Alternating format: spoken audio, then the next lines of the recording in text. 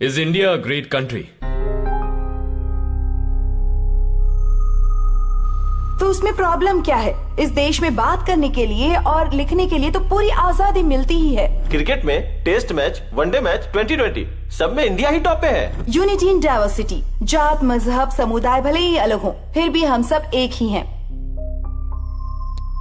आप हंस क्यों रहे हो गौतम? उनकी बातों में आखिर गलत क्या है? क्या भारत देश एक महान देश नहीं है? Is India not a great country? है ना सर, इन्होंने कहा ना, क्रिकेट में ऑल फॉर्मेट्स में इंडिया नंबर 1 है। यूनिटी एंड डाइवर्सिटी, फ्रीडम भी है। बताइए गौतम, आप हंस क्यों रहे हैं?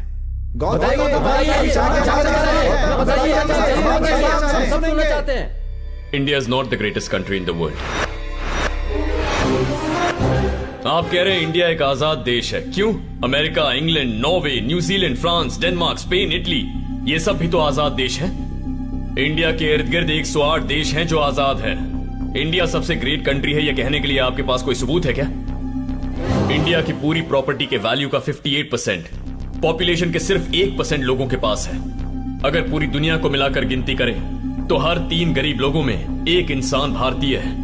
देश के बिलियनर्स की अगर गिनती करें तो इंडिया तीसरे स्थान पर है। लेकिन इंडिया के 30% लोग गरीबी की रेखा के नीचे जीते हैं। Let me give you a few statistics. There are 196 countries in the world. In the World Economics Freedom Index, India is at 112. In Media Freedom Index, we are at 133. Disaster Risk Index, India is at 77. Corruption Perception Index, 79. Human Development Index, 131. Then how are we the greatest country?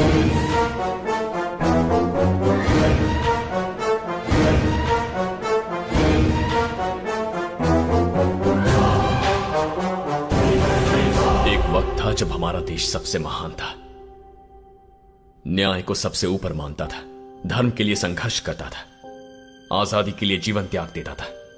दुनिया के सबसे पहले scientist हमारे ऋषि हैं। दुनिया का सबसे great mathematician हमारे देश से था, Aryabhatta. One of the greatest philosophers हमारे देश से था, चाणक्य। अहिंसा के मार्ग पर चलकर बिना लाठी या बंदूक उठाए हमारे इस देश ने आजादी हासिल करके दिखाई। हमारे देश के कई गरीबों ने देश के लिए संघर्ष किया, लेकिन गरीबों के लिए कुछ नहीं कर पाए। मैं, आप, हम सब देशवासी आजादी से पहले भी गुलाम थे और आज भी नेताओं के गुलाम ही हैं। ताज्जुब इस बात का है कि इससे हमें दुख नहीं होता। हम ऐसे ही जीना सीख गए हैं। पर अब बदलाव लाना होगा। बदलाव आएगा, हम बदलेंगे। और सबसे पहले हमें बदलना होगा हमारे देश के राजनेताओं को। क्योंकि अगर एक देश की भलाई करनी है तो पहले उसके नेताओं को ठीक करना होगा। उन्हें ठीक करने का तरीका है ये रिकॉल।